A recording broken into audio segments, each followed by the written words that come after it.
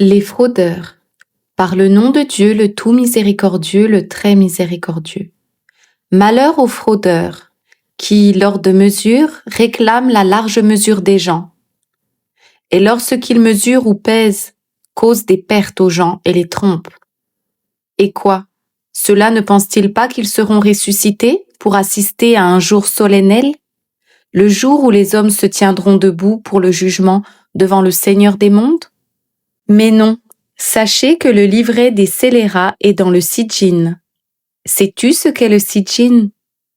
C'est un livre écrit, cacheté de ne rien avoir de bon.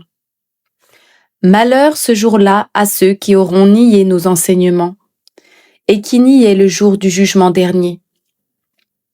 Or, ne le nie que le transgresseur chargé de péché. Quand nos versets lui sont récités, il dit « Ce sont des contes d'anciens ». Non, mais leurs mauvais acquis, leur acte impie et corrupteur, ont rouillé leur cœur.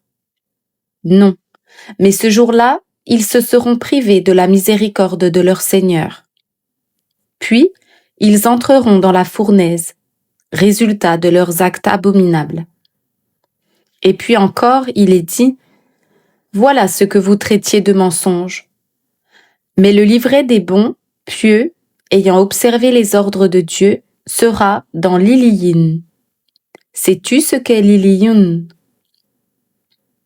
Ce sera un livret écrit, détaillé et achevé, où tout est excellent. Les rapprochés de Dieu en seront témoins. Oui, les bons pieux ayant obéi aux ordres de Dieu seront dans un délice paradisiaque. Installés sur les divans, ils promèneront leur regard. Tu reconnaîtras sur leur visage l'éclat du délice paradisiaque. On leur sert une boisson pure, cachetée. Son cachet est du musc. Que ceux qui désirent le paradis concourent pour y parvenir. Cette boisson est mêlée à couper d'une eau provenant de Tasnim, source dont boivent les rapprochés de Dieu. Mais les criminels se gaussaient des croyants.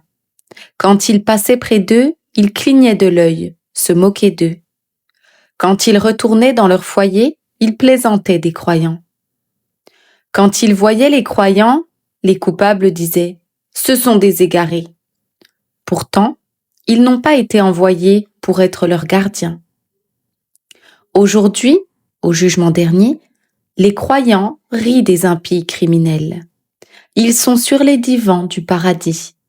Ils regardent si les impies sont dûment rétribués de leurs actes.